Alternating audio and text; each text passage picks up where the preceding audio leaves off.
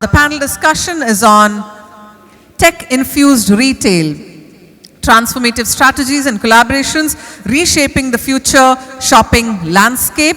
So, dear delegates, ladies and gentlemen, we are going to get into the panel discussion. We are going to dive into the dynamic intersection of technology and retail, where transformative strategies and collaborations are shaping the future of shopping. We've already spoken about that. A few speakers have already spoken about the huge scope of that. Our speakers will illuminate the path forward, exploring how innovation is redefining the retail experience. So we are going to now invite the moderator as well as the speakers for the session. Ladies and gentlemen, dear delegates, let us get back to the learning spirit.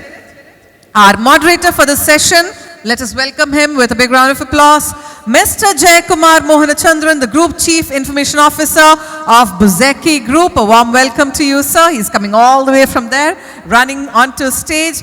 And our speakers for the session are Mr. Dilip Vamanan, the co-founder of Seller App. We have Mr. Deepu Chandran, the CEO and co-founder of Hackle. And we have Mr. Nitin Nair, the Senior Vice President of ONDC. So, yes, our moderator is here. Now, Mr. Jayakumar Mohanachandran is Group Chief Information Officer at Buzeki Group, and his expertise will guide our conversation through talking about tech-infused retail. So, over to you, Mr. Jayakumar. Thank you, thank you. A very good evening to everyone over here. It's a pleasure to be a part of this KTX Global 2024. And, I was telling, the organizers this morning, it's a surreal moment to be here in this part of the world where we belong to, where I belong to. I've been living here in the Middle East for last about 10 years. But it's such a pleasure and honor to be a part of such a large conference that's happening in our own city, our own world. So happy to be here, and so happy to see that Kerala is evolving in the technology landscape. And today we are discussing a very interesting topic, tech-infused retail. And there's been a lot that's happening in the post-COVID era, is it? So, and we have all seen that dramatic shift and transformation that's happening specifically within the COVID times and post-COVID times.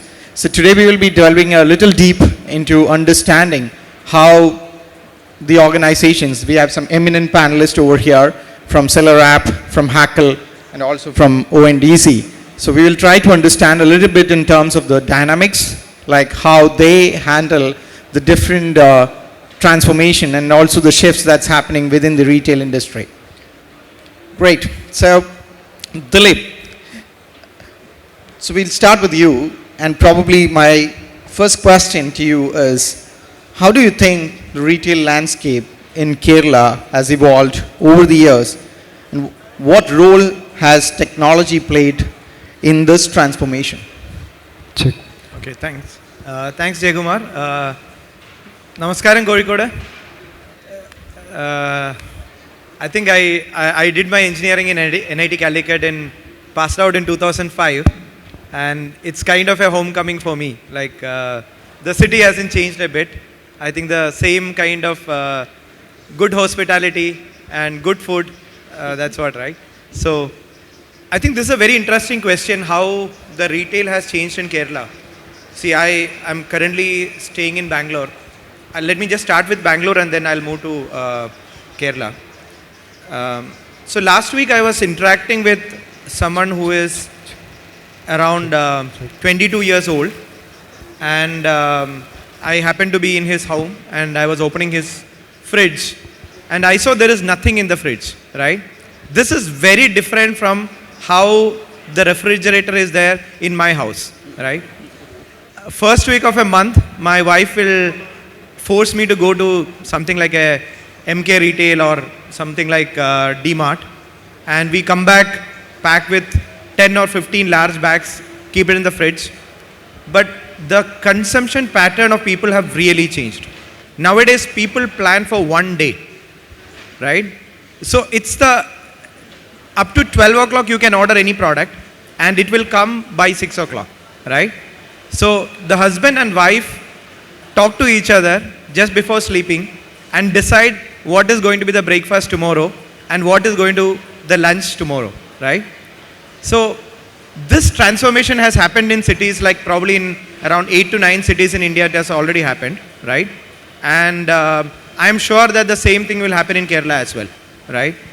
I don't know how the neighborhood stores will adopt to this kind of changing pattern, but it is bound to happen, right?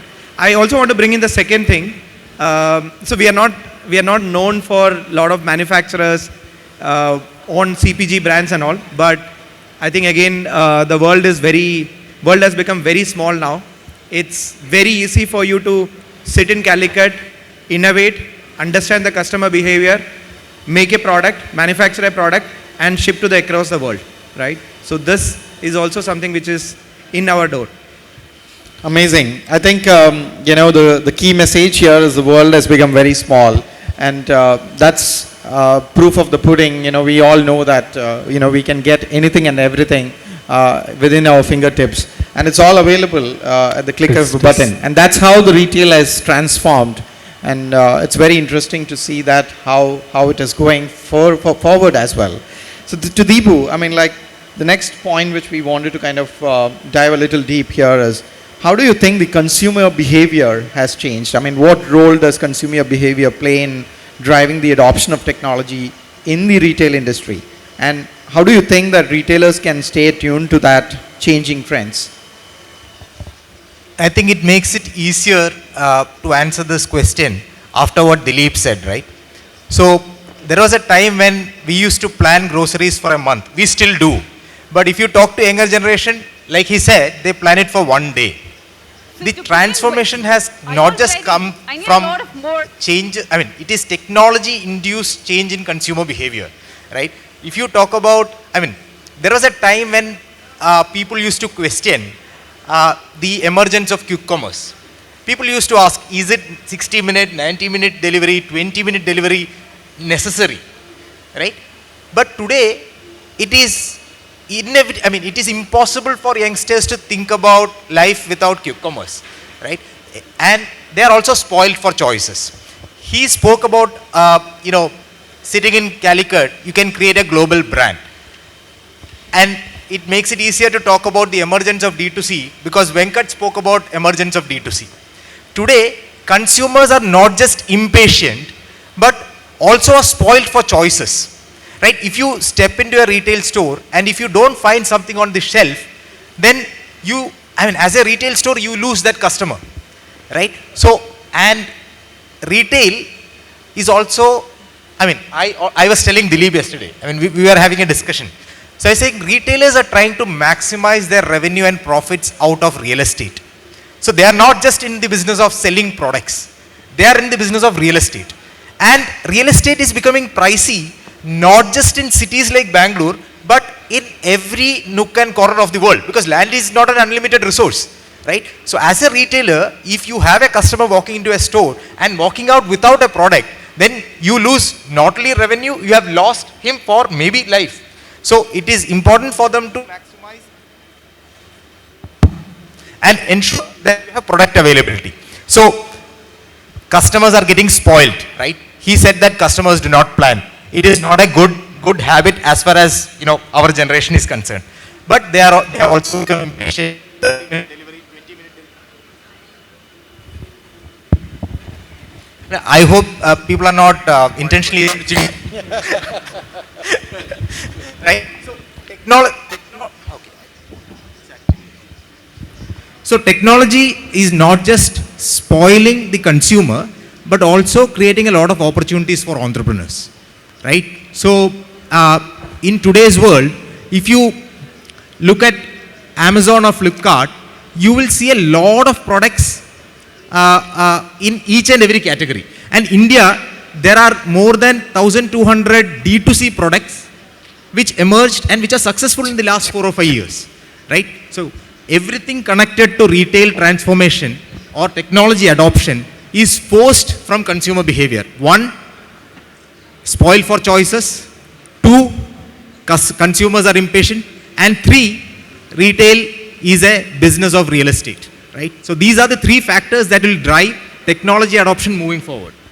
Brilliantly answered, Deepu. I think we are spoiled for choices, that's no doubt, not only us, the younger generation, our kids and the next generation, they are all spoiled for choices, because, there is no dearth of options that are available, and anything what they want, and in terms of this fast-paced world which we all live, everything is available at any point in time. As Dilip mentioned, 12 o'clock in the night, you can order something, and the next day, before you wake up, you have that within your home or within your store. So I think that's how things have transformed a lot. So we are talking about a lot of digital, and here at the same time, Nitin, to you, the next question. What we have a word which has been buzzing around as phygital. It's a combination of physical and digital together. And just want to understand, Nitin, in this phygital era, what are the key challenges and opportunities for traditional retailers in embracing technology? I think this is something which would be very, very key for all of us to understand. Thanks, Jay. I think the way to start imagining it as a continuation of what my two earlier speakers said, that e-commerce is real, right? It's only about 6 to 7% today, but continuing to grow at an express pace, being able to pander to the needs of a spoiled consumer, right, in a very different way than what typically retail would, right? So first let's establish that that's reality, right? Now, if you look at conventional e-commerce, and a little before ONDC, right, it was all about how do I get this to the consumer fast, right? And a lot of it was built on e-commerce companies building up great logistics networks, supplying from central warehouses to smaller warehouses, etc., right? The basic premise was this process excluded the existing retail setup, right? E-commerce was built fast, built to be scalable, but as a competitor to retail, the existing physical retail, right? And when we at ONDC, as a government-backed initiative, try to reimagine it, we look at it as an opportunity to bring back the retailer as a central piece to e-commerce, right? Reimagine it in the way that, yes, there is e-commerce, the consumer may walk into the store and buy, but if a consumer wants a mobile phone, right, why does that mobile phone need to come from a warehouse in Bangalore or Chennai or Kochi? Why can't it come from one of the retail stores in the vicinity of where you live, right? And that's one of the base principles in which how NDC is relooking at e-commerce. And the idea continues to be that how do we collaborate, right, with existing retailers? And collaboration, as you always say, is a two-way street, right? So we've been able to put up a base architecture that facilitates existing retailers to be a part of e-commerce, right? And a part of e-commerce in a way that they are the ones finally who are, delivering the product or making the order, right? And when I say delivering, it's a mindset, right? It's not just about, how will I pick this up and deliver it 1 kilometer, right? That's logistics, right? But I think the important thing is to embrace e-commerce, right? Accept that it's a core part of what is coming, right? And if you're not already there, start thinking, right? Now, let me take a step back on how ONDC can potentially contribute, right? Today, in the pre-ONDC world, if you were to try and do e-commerce, you could do two things, right? One, you could potentially, put up a website, get a Shopify account, put a website and start, right? But then the whole 9 yards of the challenges suddenly fall on you, right? How do you get demand, right? Anybody who's been in the e-commerce space understands demand is a constraint. How do you build a brand? How do you differentiate? Come further, okay, I got an order, right? How do I manage it? The entire order management flow to, logistics, right? How do I deliver it, right? Even if it's a vicinity order, how do I build that fleet of people to kind of deliver it, build great customer experience, look at other operational aspects which, typical technology or process companies may struggle with, including the returns, cancellations, payments, reconciliation, whole 9 yards, right? So it's not easy to get into e-commerce. The other alternative is, at least in certain verticals, if you're, for example, a manufacturer, you could potentially be on one of the existing platforms, right? But then another set of challenges emerge. While if your product is good, there is demand that you may have, but you still need to work on a set of terms and conditions that are one-sided and platform-centric. The platforms define the terms, right? Whether it is payments, returns, how to do business, pricing, right? All of this is fairly platform-led, right? And you rarely have any choice, right? Also, typically in most domains, the commission structures are onerous, right? 20, 25, 30% in some domains, right? Which kind of then makes you relook at the entire thing and say that, can I really do this? And a lot of the hate for e-commerce stems from some of these practices as well, right? But let's take a step back and say that if somebody were to bring you online, right? And by joining this one company on the e-commerce bandwagon, what we call a seller app, Dilip is seller app, but if I were to take a generic term, right? You have access to the entire consumer ecosystem, right? Which is looking for your product and services, right? You have third-party logistics companies which are available for you to place an order to pick up and deliver, right? And you have an entire framework to try doing your order, whether it's payments, complaints, all of that is done using technology and a framework of APIs, right? That somebody like a seller app will help you manage, right? Then that entire paradigm of you being away from e-commerce needs a relook, right? And that's what, our continuous endeavor is, that how do we bring in regular retailers, right, with regular shops, mobile phones, fashion, any other domain, and kind of make them a part of the entire e-commerce story, right? And not build an e-commerce story which excludes the current retail ecosystem. Yeah, I think currently what we can also say is, like, if a brand doesn't have digital presence, that brand doesn't exist. And Correct. this is something which, we have been hearing for long, and especially this post-COVID time, when we actually look at any of the brands, and probably when the Gen Z or the next generation, when they are looking out for something, and if this brand is not available online, means that brand doesn't exist. That's the level which we are talking. Yeah. Absolutely. Great. So I'm coming back to you, Deepu. Probably we also want to understand, like, what would be the successful collaborative models you think between technology businesses and traditional retailers that might have emerged globally, and can they be replicated here in Kerala or this kind of a market?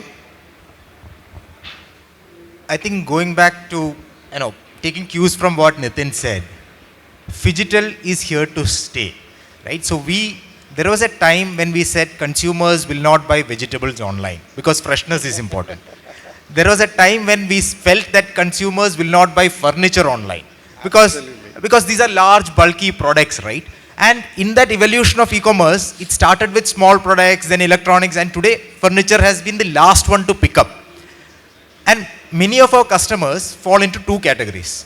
One is single brand retail, which is customers like Home Center, Duroflex, all of them used to be traditional retailers, traditional brands. Now they have moved online. And the other set has been completely online brands, digital first brands, who are trying to build stores offline, whether it is Urban Ladder or Wood & Street. All of them have been digital first brands, and now they are setting up stores online. So these are all single brand retail, right?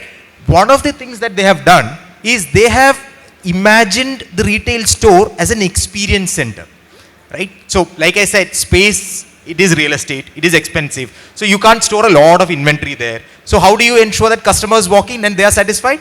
You ensure that it is visualized as an experience center. Nitin and Dilip will talk about retailers adopting ONDC, right? So for single brand retail, exceptional model to sell online, combine both. But if you are a multi-brand retail, right? We have brands, we have stores who work with us, who stock multiple products. So in that scenario, how do you differentiate from an XYZ here and an XYZ 100 feet down the line? Dilip spoke about MK Retail. It's a retail store which stores all of these, first class brands, right? So if there is another store which is 100 meter away, how do you ensure that customers buy from you even if they move online? The uniqueness that they have built in attracting customers is the assortment, right? The category that they play with, the kind of product selection. So selection is something that they spend a lot of time on. But how do you differentiate with another guy? It is not same as going digital or phygital and ensuring that you have presence online. You have to ensure that you are linked with the customer. So many of these technologies that we talk about, right, adoption is not just about, being present, right? So everybody talks about, I want to be online. I mean, online is the in thing today.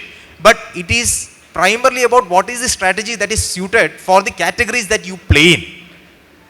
And when you talk about technology, inventory rationalization, like storefront is expensive. If you talk about inventory that is lying in the store, how do you ensure that that inventory is utilized and optimized across all channels that you sell in, and be readily available for the customer when he walks into the store for ordering?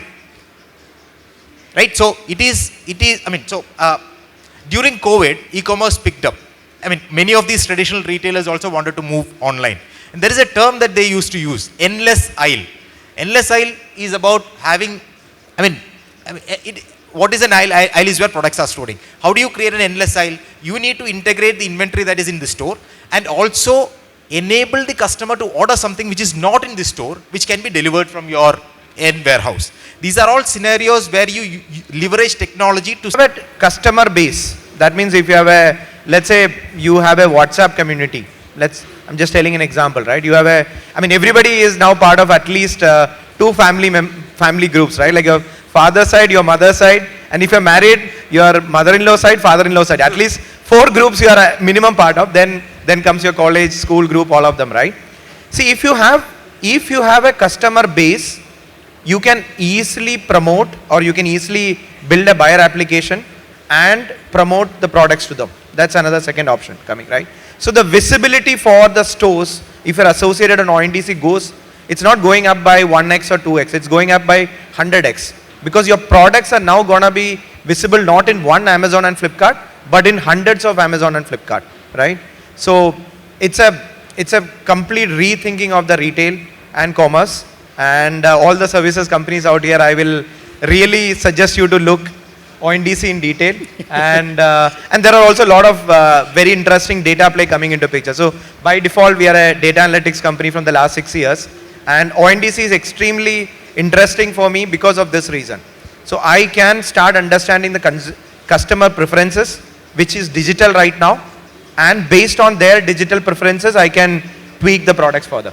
I think, whatever gifts which Nitin is going to get is to be distributed back to Dilip, because Dilip has been promoting ONDC like anything,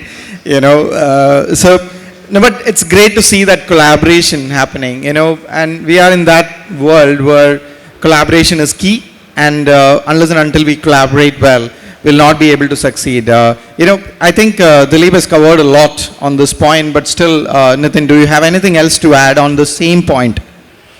So I think I'll go back to something we discussed already, but try and put the spotlight from another tangent, right?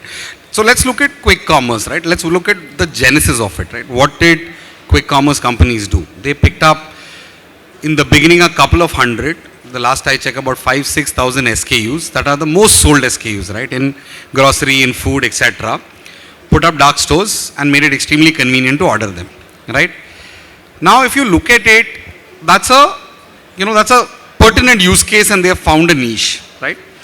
Now, when we interact with retailers, right, and I think one of the speakers spoke about assortment, right? The smallest of grocery store has about 2,000-3,000 SKUs, right?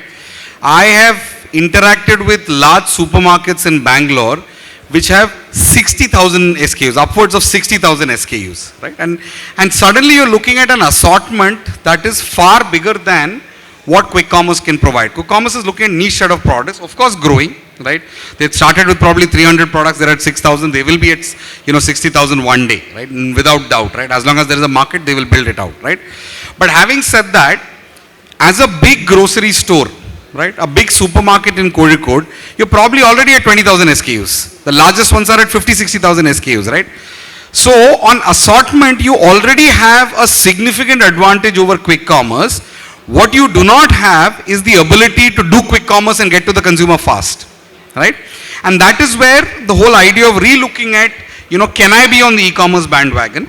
And therefore, look at a government-backed initiative like ONDC to say, can I use this framework, right, to start quickly coming to e-commerce? And that's where players like Dilip, right, and other software services companies, right, for you to be on ONDC, it will not be always a company like Dilip coming from Bangalore or, kind enough of him to be a Malayali promoter and being here, right? We will need the local ecosystem here, right? Calicut, by any imagination, could probably be 50,000 retail stores, maybe more, right? Now these 50,000 stores, even if you were to spend, right, a couple of days a store just to digitize inventory, get them online, there is massive work. Now at an individual store level, this may not be a large exercise in the ONDC world, right? But yet there is a very large exercise at a cluster level required, right? Which means it's essential that companies in this ecosystem take on the play, right? And not wait for, tier one, IT services companies, amazing startups out of Bangalore like Dilip to come in and do it, right? While Dilip will always come and support, right?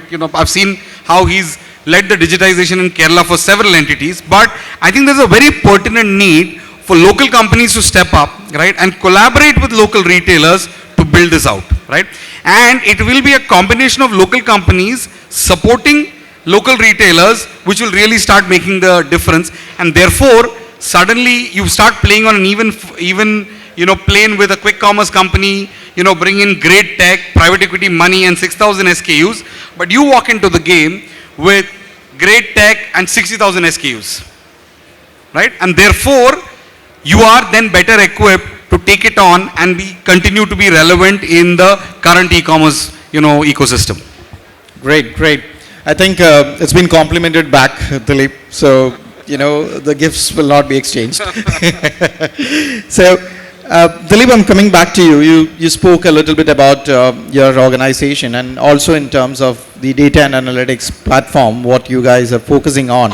So, I really wanted to understand, in a diverse market, what are the essential technologies related to data and analytics that needs to be adopted to cater all customer segments effectively? I think, the audience would love to hear this because end of the day, visibility is one thing which is key for any business. And probably when we actually, change or bring transformation to our organizations by implementing digital solutions, but at the same time, we want to get that visibility. And I think the analytics platforms nowadays have been fantastic. We have been able to get a lot from that. So can you just elaborate a little bit on your experience in this area? So I think all the people out here, have you ever come across this company called Arjuna Naturals? Have you heard this company anywhere? Anyone? Yeah. Okay. Nobody? Anyone has heard? Okay, okay. It's the promoter is based out of Cochin. Anthony Kunjachan is one of the promoter. So they have actually manufactured products like omega-3 capsules, right? And it's actually sold across the world. So I have bought products which are sold in Amazon.com, in Amazon.ae, in Europe. I think 99% of these products have been manufactured by this company. The founder is based out of Cochin. They have a manufacturing plant in Coimbatore, right? I'll tell you another example. I think any Lord of the Rings fans here, okay, so if you go to Lord of the Rings, you have seen all the different armory which they put it, right? All the big fights which are happening and all, you'll see that armory which is there. 80% of those armory is actually manufactured in Roorkee, in India, right? Now, since he asked about data, I will tell you, see, sitting in Calicut, you can understand what a person is buying in Dubai. Sitting in Calicut, you can understand how the buying behavior has changed in California, right? So the data is on your fingertips. And this is what we have been, this is our bread and butter from the last 6 years. We built this data analytics platform, which helps sellers either to launch a new product, which means you understand the demand trends, the price trend, what price point people will buy, launch the product. Primarily, obviously the money is huge in markets like US and Canada and UK, so our primary marketplace has been there. But data has made this huge difference where all these critical metrics is available for you, right? And even once you even start selling, like your visibility aspects of it, right? Like, is my product seen by people? Why is people are adding into my cart, but why are they not buying? So all those critical metrics is what we have worked over last couple of years. Now especially with ONDC, the data is only becoming richer, right? You can get a pin code level demand, like, see, if the problem with the closed platforms like the traditional marketplaces is the data is completely owned by them. With a decoupled, decentralized commerce platform, the point is you can understand what is happening in this area. Or like if you go to Meen Chanda, like what people are buying there, or what kind of biryani people are ordering, or what time of the day people are ordering, right? So the data is also becoming very democratized through platforms like this. So it's a welcome move for everyone. Amazing, amazing, Dilip. I think on the same line, Nitin, I have a question. How do you think the technology, I mean, not just the data analytics, maybe on a broader level, technology can be leveraged to build and, the question is, technology can be changed to consumer expectations in the retail space. How has the integration of technology changed consumer expectations in the retail space? For the nth time, I think we'll talk about quick commerce. I think it's still early for us at ONDC to start changing consumer behavior. There is enough existing behavior to kind of catch up with, right? We're just about a year and a half old, right, in the truest sense, right? But a few things, I think there's a lot of consumer behavior shape. E-commerce itself is consumer behavior change, right? So anything that is happening on e-commerce is consumer behavior change, right? Now, my favorite example is quick commerce again. So you go to any quick commerce website, they'll say, okay, here is your order, and I'll deliver it in 10 minutes. It'll cost you X, struck off, free, right? Okay. The next one is, okay, I'll deliver it in 30 minutes, cost you Y, struck off, free, right? So they've been consistently shaping consumer expectation that this will be a paid service, right? Of course, there will be impact on demand potentially, right? But whatever you're getting, the convenience will come at a price, and the consumer has started to understand that this convenience, that habit I'm building, I will eventually need to pay for it, right? And therefore, paying that additional, fee for convenience is a behavior that is being shaped over a while, right? Now, in a private equity world where you're well funded, it's fairly easy to do. In the ONDC world, I think it's still early days for us to, start thinking. And if you look at it fundamentally, we are a back end, right? We are infrastructure, right? We connect buyers on buyer apps with sellers and seller apps, and with ONDC as a backend. So I think we'll play a role, right? But I think the large part of the consumer expectation shaping will be buyer app led, who will think of products, services, innovate based on, like I said, having a bigger assortment, a wider play, etc., to start shaping behavior. I think that's again a great point. I mean, we talked about the assortment, we talked about the inventory rationalization, and that's something which is key, I think, in terms to continue with this model as well. Coming back to you, Deepu, how can technology, do you think, can be leveraged to build and preserve brand identity in a highly competitive retail environment? I think, we talked a lot about the rest of the aspects, but I think this is something which we haven't touched upon. So would love to hear your views on this. I think Nitin painted the picture of a store with 60,000 SKUs competing with quick commerce, right? So quick commerce can only deliver 5,000 products. A store has 60,000 products. So as far as a store is concerned, they can still maintain their competitiveness, and an ONDC helps them to deliver those products faster, right? Think of a scenario. They don't need those products also in their store. We manage warehouses. Their products sit in our warehouses, right? So the products for all the retailers are in our warehouse, right? So they don't necessarily need to have it in the store.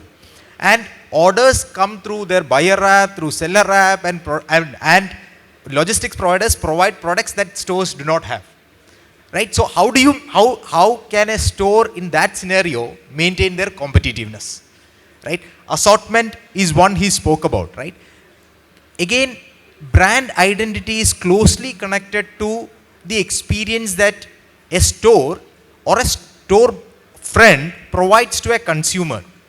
And going back to that analogy about, traditional retailers moving online and online guys moving to store friends, the term that they coined, which is about experience centers, right, is something that will come in handy. And how do you create those experience centers for consumers? It can only be done by understanding data very, very effectively. So the competitiveness moves from product but to a consumer understanding and service delivery, right? So, like he said, employees are moving, right? So today, it is not lifetime employment anymore. I mean, once you step into a store, next time you go, the same employee will not be there. And that the same happens with any of the buyer applications that you work with, right? So data becomes crucial in ensuring that stores or brands are able to tune their experience to maintain their brand identity or whatever that brand salience is. So, yeah, so, I mean. Thank you, Deepu. I think, you summarized it really well. I think, we have touched upon almost the different aspects, different dimensions of all tech-infused retail, which was our panel. But at the same time, one thing which the audience wanted to hear would be in terms of what is that tech? Okay. So Nitin, looking ahead, what are the anticipated future trends and innovations in tech-infused retail, and how can businesses prepare for them? What do you think? See, I think, store digitization, right, and being on top of stuff like your inventory, right, will start, and knowing what is your inventory, right. Today, if you go to a large supermarket, you're dependent on these two employees who have stuck on for a while to figure out that SKU that you sell once in, 30 days or once in, 60 days, right. How do you kind of digitize this store and be on top of it? Because on one side, you have quick commerce, right, which has got great warehouses, great stacking, great tech. And then on the other side, you have existing large commerce, which has got even better logistics capabilities, stacking, all of that, right? And you are suddenly here saying that, okay, I'll need 10 minutes to find the product, right? Now, irrespective of size, some of those store aspects will need to be relooked at. That how do you kind of build out a store in a world-class way that one, if the consumer comes in, he's able to see it and buy it, right? Two, he's able to, if he orders online, it still is able to do a quick delivery, so to say, right? And the third would also be that how do you kind of build that experience with the consumer in such a way that offline or online, phygital, omni-channel, right?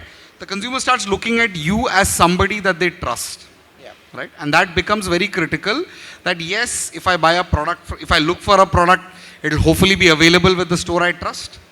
It will be delivered quickly, irrespective of channel, I choose to walk in or otherwise. And also that in many ways, I am able to, use this store relationship that I've had, right? I mean, the one thing that quick commerce needs to really build out is trust, right? Whereas when you look at the ONDC way of looking at it, finally, the neighborhood supermarket, the neighborhood store is somebody you've had probably 2 generations of trust. In tier 2 cities like Kozhikode, you probably not have 2 generations of trust with that store, right? How do you kind of leverage that trust, right? That the 20-year-old kid in the family also starts developing the same brand salience towards the store, right? That probably his father and grandfather or mother and grandmother have had historically, right? And not depend on, the fact that, okay, only till the time that the dad and the granddad think of this store as a choice, will you exist, versus with each generation you're kind of, transforming and being able to appeal to all the 3 stakeholders or 6 stakeholders in a family, right? And make sense. And therefore use technology to build that differentiation. Amazing. I think, there's a lot of buzz around artificial intelligence, machine learning, and things like that. So when we talk about these technologies and tech-infused retail, it will not be, complete to complete our conversation without talking about that. So, I mean, any one of you can answer. I mean, like, how do you see that integration of these technologies coming into place? And, a normal retailer, would they be able to kind of get the maximum benefit from any of these technologies as well by integrating or going phygital in this particular world? So I think today, just coming back to one of the questions that you asked earlier, about what are the technologies that globally that are used that can be used in India.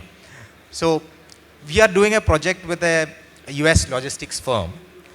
You'll be surprised, the global CTO wants to know what is happening in the India data stack. Right? So the entire project is a discussion about how India data stack is emerging and what they can do or what they can copy. Right? So, and how they can take things globally from the India experience, whether it is UPI, ULI or ONDC, right?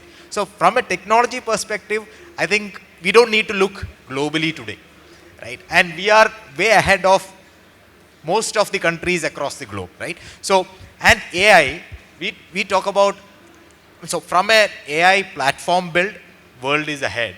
And in India, a lot of customization can be done for use cases uniquely, right? From a retailer perspective, like I said, I mean, if you look at it, again, coming back to the consumer as a core, if you look at AI today, AI has been implemented effectively in areas of consumer interactions and also in fraud detection.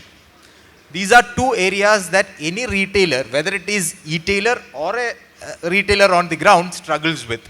Right? Understanding consumers, effectively ensuring that you interact with them, and also detecting frauds and preventing losses, right? So these are, and the risk of credit in the retail ecosystem is also very high, right? So you talk to any retailer or a distributor for that matter, you understand that the risk that they perceive, or a brand for that matter, perceives is very high.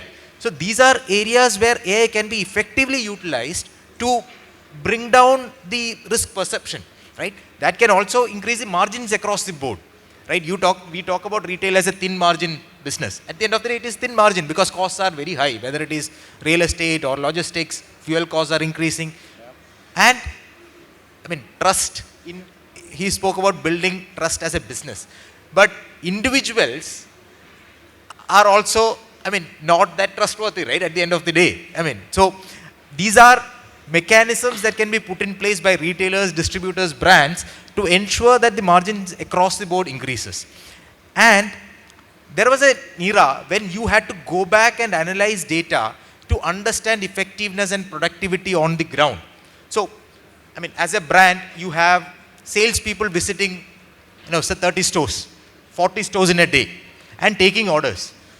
And how do you analyze and figure out whether some of those SKUs have been billed in a month, whether you have visited that store, I mean, and billed orders in every visit. So these are all post facto analysis that brands had to do. Today you can trigger using AI and ensure that, predict that these are behavior patterns that will, affect the business. So effectively a lot of things can be done today, and embracing technology is not difficult, because like there are a lot of startups in this space which will enable retailers and brands to adopt technology. But at the end of the day, unless it is done, retailers lose customers, brands also are not, will not be able to leverage it. Right. Thank you. Thank you, Deepu. So in the interest of time, we are just have to summarize this panel. And, I have one last question to all of you. You can answer it in one line, What's that one single piece of advice, which you wanted to give to any of the retailer who wanted to kind of embark on a tech-infused transformation journey? Dilip, we'll go with you. I think India is going through a very amazing time right now. I mean, we have folks like Alvin who is sitting here with, after 20 years of corporate lifestyle in countries like Singapore, he decided that this is the place to be here, and this is the place I need to build something, right?